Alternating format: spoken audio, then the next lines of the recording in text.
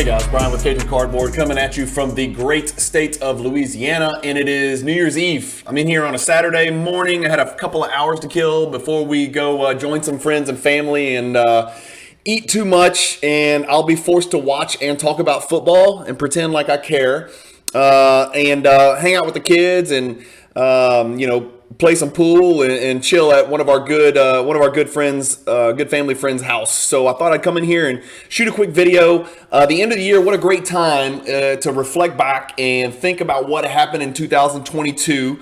If you notice the thumbnail, I'm calling it the Great Storm of 2022. It actually started in 2021, but I wanted to know which players' cards basketball cards weathered the storm of 2022 the best.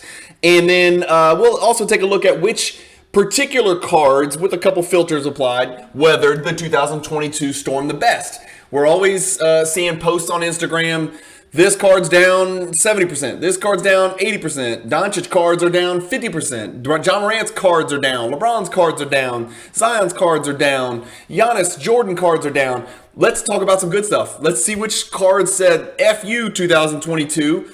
This is going to be my year, and they actually performed really well. So I'm going to switch you guys over to Cardladder. I'm a Cardladder Pro member. I don't get paid by Cardladder. I should get paid, but I don't. I should at least get a free membership. They offered it, but I turned it down because I wanted to stay transparent and independent, even though I love those three over there at Cardladder. Anyway, what you're looking at right now is the Cardladder indexes. This is an amazing tool on Cardladder that you can use to sort of take a step back and get a good macro of what's going on in the hobby, regardless of what you collect. Culture cards, pop singers, ultra modern, vintage, pre-war vintage, which apparently, as you can see on your screen, is doing really, really well up here. It just so happens that I collect soccer and basketball, which are two of the absolute worst performing, constituents of the hobby if you categorize it by sport. And so, as you can see, basketball is the fourth worst performing cards over 2022. Soccer is the second worst performing. That is, keep in mind, they are far and away not even close to as poorly performing as UFC and MMA cards are. Thank God I don't dabble in that. I'm not interested in that. I'm not a violent person unless I need to be, and unless somebody says something about Anthony Simons or Kevin Porter, and then of course you got to throw hands, right? But basketball and soccer is my world. That's the world I live in, and they got crushed in 2022. That's the negative. But let's look at the positive. I wanted to look at the players in basketball that perform the best, and wouldn't you know it, I've got Cardladder indexes sorted by players indexes. 1 year percentage change, the cards that did the best, and Anthony Simons is number 2. Now, there's some sort of mistake in here, and this is not accurate because it says 403% year-over-year percentage change for Simons 20 cards. Unless I'm missing something or I'm confused about something, there has to be a miscalculation in there because when I click Simons and then it shows you again 403%, his index is up, and then you click cards. No cards going up more than 46%. So I don't know how his entire index of cards could be 400% if no cards over 46%. Maybe I'm wrong. I know I live in Louisiana, but let me know if I'm missing something here. Maybe I am, but it looks like Simons has done pretty well. You know, his National Treasures, first off the line, serial number to 20 is up 46%. And here's what's interesting about Simons. This is the only reason I clicked on him. Number one, I collect him, and I have buku Simons, and I've sold a bunch, but I've still got a bunch left. I still think really highly of the kid. And I say kid because he's still super young. His PSA 10 base has actually said, F you 2022, I'm going to run. And it's up 40.7%. Look at this. Isn't that crazy that his base rookie card, which is Pop 958, of course we know there's probably 45,000 of these printed, but his base PSA 10 has actually gone up. It actually got all the way up here in 2022 to almost $80. Now, the last one sold down here at about $35. So we're not talking about, retirement or anything like that. It went from 24 to 35, but that in and of itself is a 40% return on the year. And then here's the other thing. His silver PSA 10 is also up. And that card is up 9.72%. So he's one of the very, very few players in the basketball hobby whose PSA 10 base and PSA 10 silver both went up, albeit a small amount, in the aggregate over the course of 2022 start to finish. So I just wanted to show that to you guys and let you see that. Again, something's wrong with his index. Simon's cards are not up 400%. I wish they were, but they're not. But some of them actually did do pretty well. So Simon's is the first person we talked about. Let's get you going. All right, the next player. And I couldn't sort this by basketball for some reason. There's no filter button here, so I'm looking at all the players. After Simons, the next player, believe it or not, is Pistol Pete, some more Louisiana flavor. So Pistol Pete has 63 cards in his index. He's up 115% over the year. We've got him right there. There's what his index looks like. Made a huge run real early in the year here, and that might be an anomaly for it to jump that much that fast. But when you look at Pete Maravich, it's not just his rookie card. So his 72 tops PSA 9 went bonkers. His PSA 4.5 72 tops, his 71 tops, his 71 tops. I remember doing the PWCC Weeklies throughout the year, and a bunch of Pistol Pete non-rookie cards in high grade, either 9s or 10s, went bananas. And so these are just some of the examples. Like if we look at his PSA 9, that's enough of a sample size to draw some conclusions. Again, you're going from one data point to another, so that's probably a little bit misleading since the last sale was $900 and then somebody paid $28.80. That doesn't seem right. It's 4.5. There's only 2 data points. His PSA 8, again, crazy anomaly for an eye appeal deal here. Let's find one that's actually a little bit more digestible. Yeah, PSA 3. There's one. So his PSA 3, Pop 30. This is his 1972 card. It's not even his rookie. Is up, to $55, up 23%. What about his rookie PSA 9? There can't be too many of those sales. Well, there you go. So this was an obvious outlier here. We're talking about a massive card here. It's not going to apply to very many of us unless we are humongous Pete Maravich fans. But his PSA 9 sold for $22.50 to start the year, and it finished the year selling for $27.60. So that card's up. But all in all, there's a lot of green here for Pete Maravich. Now, if you keep scrolling, you can find the red, right? But the greens outweigh the red, and that's why his index is probably the most reliable, best performing player index in the sport of basketball over the year 2022. So let's go back. Let's hit our next player. Believe it or not, is going to be more vintage.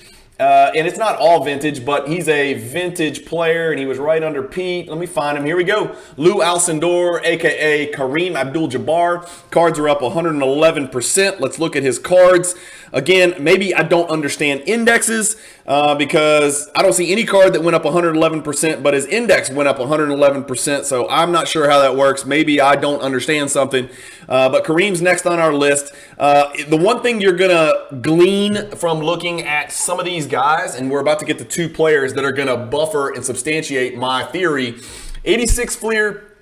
Mostly 87 Fleer really made a run, which leads me to believe that set collectors were chasing high-grade 1987 Fleer cards, right? 86 Fleer did not do great in the year, notwithstanding a few anomalies. 86 Fleer did not have a great 2022. I, of all people, know this because I'm a huge 86 Fleer collector and connoisseur.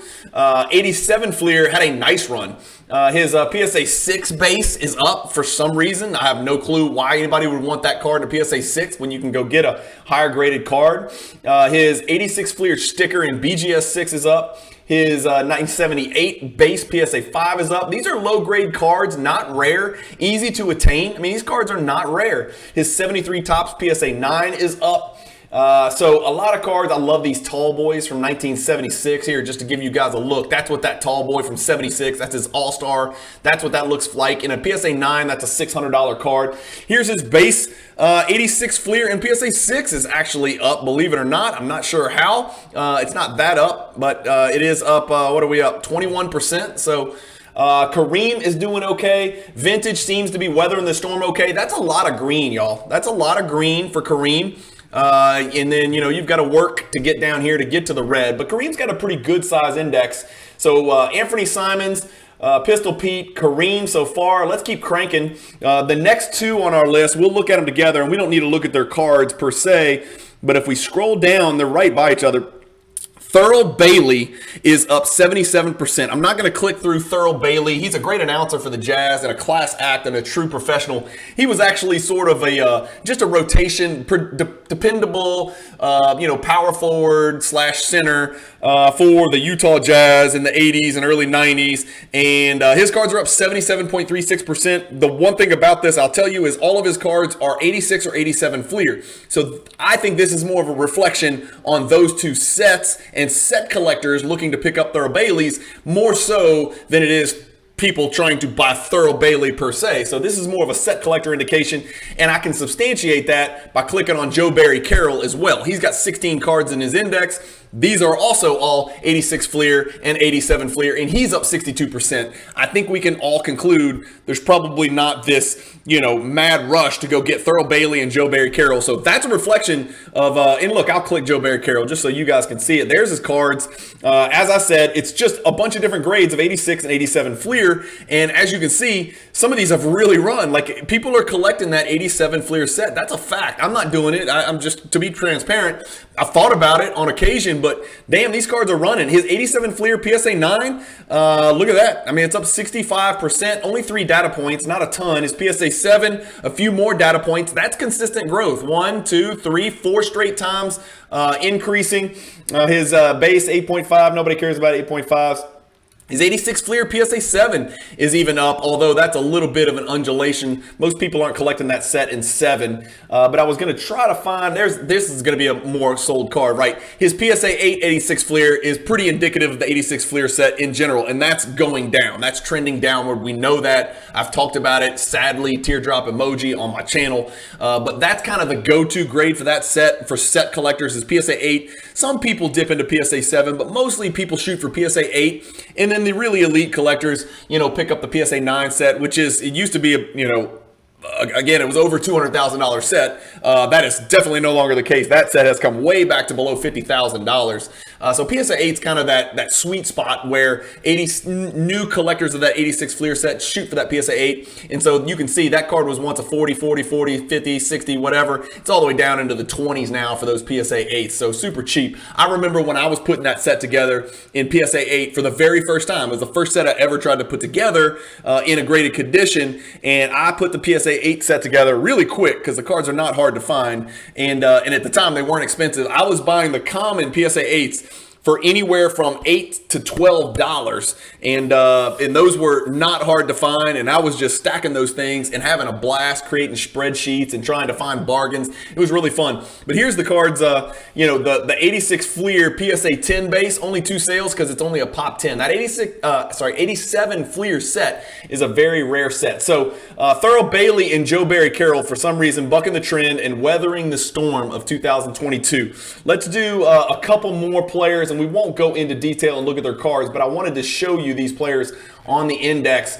So after we get through Joe Barry, the next player is Shawn Kemp. Believe it or not, 41 cards in the index for Shawn Kemp. His index is up 58.22%. And then right under him is a very similar player, Alonzo Mourning. Of course, Alonzo's a Hall of Famer, and Kemp is not. But Alonzo Mourning up 56.8%. And then the next ultramodern player other than Anthony Simons is, no surprise, Shai Gilgeous-Alexander, right? His prices were way down, completely off the radar. Everybody thought OKC was going to suck. Nobody had any idea he was going to perform statistically like a top 10 player in the NBA, but he has, and it is not a small sample size. We're 40% of the way through the season, and this dude is an animal. He is putting up all NBA numbers, and if you look, Shai Gilgeous-Alexander has 162 cards in his index. So this is not just 1 or 2 different cards. Look at these numbers, guys. Look at the prices that some of his cards are doing, and we're not just talking about high-end. His silver PSA 8 is up, for God's sakes. How many of those have sold? A lot, right? His PSA 8 silver is up. His green raw is up almost double. Well, it is up double. Look at his green raw. I mean, look at that jump. It started the year about $18, and the last one sold for $49. One has sold as high as $82. His fast break blue color match is up. His fast break, disco PSA 9 is up. That is a lot of green. Look at the green. PSA 9 pink ice is selling for $60. If you were investing heavy in Shai Gilgeous-Alexander late last year or early 2022, you literally could have absolutely crushed it in 2022. So while all of the rest of us were getting our ass handed to us, you could have dominated the market in 2022 if you had put a lot of your eggs in the Shai Gilgeous-Alexander basket. Even his PSA 10 green is up 20%. Let's click it. Started the year, this is not a rare card, it's popped 211. Started the year around 133, dipped all the way down here to $71. God, the last one sold for 160. So people can be making serious bank when you add that up. It's only 90 bucks, but 90 bucks times 20 is 1,800 bucks. I mean, this stuff matters. Even his base is up. So just like Anthony Simons, he's one of the very few 2018 and to present players whose base and silver have actually gone up. Now, the interesting thing, I've talked about it on my channel, is his 2018 Prism is missing the rookie card shield. There is no rookie card shield. There's also another interesting thing is his silver is very difficult to grade for whatever reason. So the pop for his silver PSA 10s much lower than the other guys from his class. All right, that's enough about cards. About players, sorry. Let's look at the specific cards. And so here's the individual cards that have done the best over the year 2022. We'll look at about 10 or 15 of them and just kind of chat through it. Again, I'm not coming to some, revelation here and telling you guys to go buy any of these players. I'm not saying go buy Thurl Bailey or Sean Kemp or SGA. That ship has sailed. That card has run. I would probably advise you to sell your SGA, to be quite honest with you, because when things go up, they must come down. We've learned that over the past couple years. But if we look at the actual cards, and I've sorted here because I don't want to pull up a bunch of random. I don't want to pull up some random, Jarrett Culver raw card that sold for $5 and it sold for $11, and so it looks like it's up $1,000 or whatever.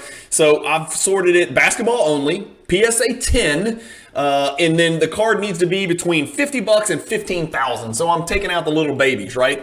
The hot numbers Mutombo. This is something that you guys are going to understand that I talked about early in the year, and I've kind of talked about it as a theme throughout the year. People are starting to collect sets in the 90s. I don't care what anyone says. I'm watching it happen. A lot of these cards you're going to see are not going to be LeBron, Jordan, Kobe, guys like that. They're going to be those fringe, those other Hall of Famers that are just, very niche collectors collecting. Reggie Miller, Dikembe Mutombo, Karl Malone, Glenn Rice, Danny Ainge, set collector, unquestionably a set collector. Clyde Drexler. So people are starting to collect these sets from the 80s and 90s in high grade. And so you'll see the Mutombo hot numbers. Look at this, up 580%, 1, 2, 3 data points. There's only 22 of them in the world. Somebody wanted the hot number set. And when set collectors set their mind to something, they don't let anything stop them. It's very clear someone out there was chasing the Beam Team set in PSA 10. Reggie Miller sold for $310 in February. The card sold for $1,400 in September. Again, I didn't vet these. You don't think these were legitimate sales? Go figure it out yourself. I'm not telling you they were. I'm not telling you they weren't. I'm just reading the data on the screen. You guys got to do your own research, but that's a beautiful set. That's a Pop 31 card, and Reggie is a Hall of Famer, although, again, he's probably got some of the worst statistics of any Hall of Famer. If you don't believe me, go look it up for yourself on Basketball Reference. I don't think people realize how paltry his numbers were. He just came up big on big stages at the right time. Again, 0 rings, though, so I don't know what the deal is with Reggie Miller, but I think he's a little more highly revered than he deserves to be. That's just my opinion. Go search yourself on Basketball Reference. I'm sure I'll get some Reggie Miller lovers that shoot hate my way, but the numbers don't lie. And he got a huge sample size of pretty average numbers, to be quite honest with you. Jordan Poole, his blue shimmer color match, couldn't have sold too many times. 3 times, a Pop 7 card, sold 3 times. It's color match. It's like serial numbered to, I forget what, or may not be serial numbered. But that sold for $2,500. Of course, Jordan Poole's getting lots of run now that Steph Curry's out. More Beam Team. This is not a Karl Malone collector. I'm telling you, I'm positive. Everybody hates Karl Malone. We all respect him, but we don't like him because he's kind of despicable as a human being. No offense, but he is. He's done some pretty shady stuff. Just hearing about the Kobe story with Kobe's wife, hearing about the girl, go Google it. You'll figure it out for yourself. So I don't think this is a Karl Malone collector grabbing this Beam Team card. I think it's a Beam Team set collector. Maybe I'm wrong. Disagree with me in the comments. But here's another Beam Team. I mean, we've come across 1, 2, 3 of the top 8 or 9 cards are Beam Team. it's not Jordan, it's not Shaq. These are Glenn Rice, Karl Malone, and Reggie Miller, for God's sakes. And then a Mutombo hot numbers. That won't be the last hot numbers we see if I had to guess. And so you can see somebody got really excited. $80 in January, $255, 3X later in the year. Danny Ainge, that's a set collector. Not very many, 20 in the world. I want the set in PSA 10. You got to get Ainge to get that set. Who's that in the background? Adrian Dantley. Nice. Danny Ainge shooting a layup. I don't remember that happening. Zion Williamson on the horizon. That's probably very few data points. Yeah, that's an anomaly. The Kobe Bryant PSA 10 Zebu, or Zebu. I'm not sure how you want to say it. That's interesting. Most Kobe cards got destroyed during 2022, but this one's up 170%. More Beam Team, guys. I'm telling you, again, I'm not collecting this set, but the idea of collecting this type of set does appeal to me because I've got that set collector gene, and these are attainable sets. These are attainable cards. But the hard cards to get are not Jordan and Shaq. It's going to be the Drexlers. It's pop 48. The Reggie Millers, the Glenn Rices. We've seen it. An Allen Iverson gold base with coating. There you go. 2,000 for that pop 25 card. A Marcus Smart Prism Silver. Yeah, I was about to say, can't be too many of those. Here you go. Set collector. Here you go. Set collector. And then this is me. I probably broke that record. Oh, actually, no, I don't think that is me. March 12th, 2022. I don't think I bought that, but damn, that's a big jump. We just featured this card. I just featured this exact Fleer Total D card last Friday on my Explore the Card episode number maybe 52, 53, 54. I can't remember. Go check it out if you're interested in learning more about this card. It's a pop 29, very tough to gem. Sold for $4,600 and then sold for $9,600, more than double. So up 109%. Again, only 2 sales. Somebody is thinking Amari Stoudemire. Wow, interesting. That card's up. Fast Break Disco Zion. Let's find some cards. Wow, that's weird. The Zion. Okay, yeah, that's an anomaly sale right there. That doesn't make sense. 100 to 300. I'm not buying that one. Optic Shop Jason Tatum. I am buying this. This is a commodity card. Sorry if that offends somebody, but it is. There's 841 of them. There's probably another 10,000 of them out there raw. This card for Tatum, who's had a killer year, taking that step into the MVP category. $170. The last 2 sold $336 and $350. So that's not an aberration. That's legitimate, substantiated sales, and you can see the run up. Whenever you have 205 data points, you can probably rely on it. All you shill bidding conspiracy theorists, when there's 205 sales, I hear this all the time. Like, people are propping up Trae Young silver prism prices. They're shilling them. Like, no, they're not. That card sold like 1,200 times in the past year. You think somebody is shilling 1,200 times to keep their stupid Trae Young silver PSA 10 rookie cards up? They're not. It's just, it is what it is, I think the market's speaking for itself. Here's Dr. J, 87 Fleer, set collector. Finally, Brandon Ingram gets some love. Up 100% almost. Kawhi Leonard Kaboom, that's a set collector too, if I had to guess. Maybe I'm wrong. Zion rookie penmanship. There's a good alternative card for Zion rookie collectors. It's not the color match prism. It's not the optic hollow. It's not the prism silver. It's not the prism base. Very, very low pop. Pop 30 in PSA 10. Started the year at 1,036 and then 2 sales in a row, right at $2,000. Marc Gasol blank slate. I promise you that's a set collector. There's no way in hell there's Marc Gasol collectors out there unless his brother Powell's collecting him. More 87 Fleer. Look, I'm telling you, people are set collecting in those years.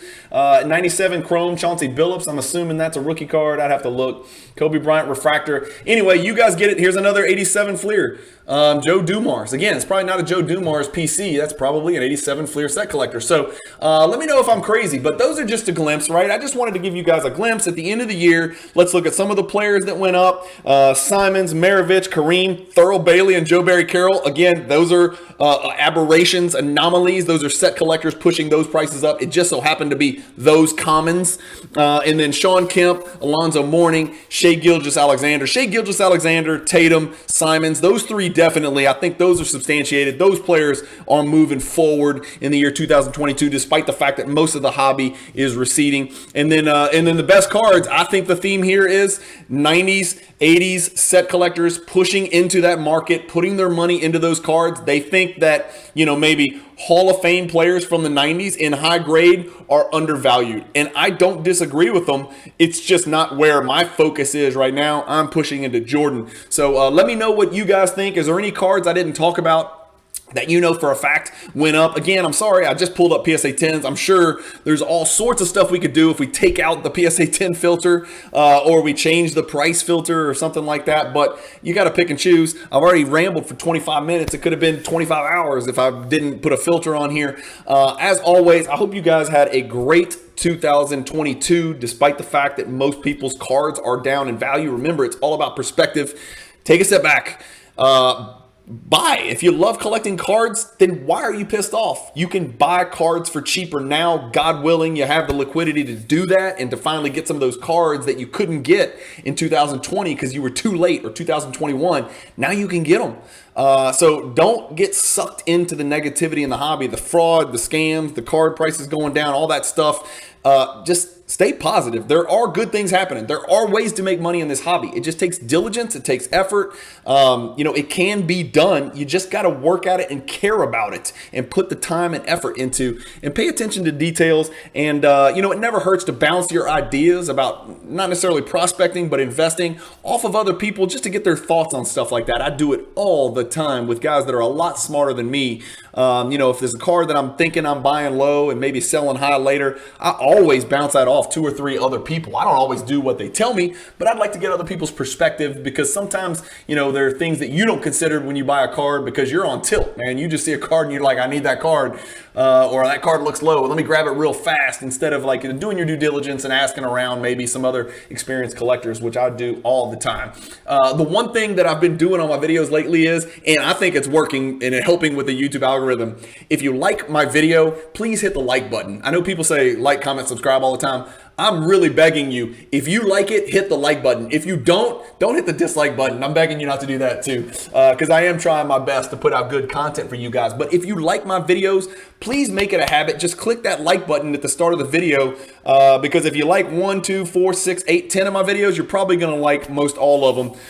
So hit the like button if you don't mind. Obviously, if you've watched this long, you kind of get some idea of what I'm about and who I am. Hit the subscribe button if you haven't already, and even take the link to my channel and send it to somebody and say, hey man, this dude from Louisiana clicks record, screams at the screen pretty much every single day of the week, having something to do with NBA basketball, cards, fantasy, sports gambling, just the NBA, what's going on now, what happened in the past, the top 10 list. I got all kinds of stuff going on, but it's almost always going to be NBA basketball with a pinch of soccer, which I denote on all the thumbnails. So hit the subscribe button, hit the bell icon for notifications, and really smash that like button. I really appreciate you guys doing that. It's actually helped me recently. I've noticed a difference. With subscribership going up, YouTube is pushing me out more based on likes, which I think is silly because for years I never hit the like button on anybody's video, even when I liked it, because I didn't really think it mattered, to be quite honest with you. But apparently YouTube cares about that, and they push you out en masse if somebody is always hitting the like button on your videos. So as always, thank you guys for watching. Keep collecting, stay positive in the hobby. I hope you have a blessed, fantastic 2023. Spend this New Year's Eve safely, make good decisions, spend it with your friends and family, hug the people you love, tell them you love them, and I appreciate you guys watching. Thanks, guys and gals.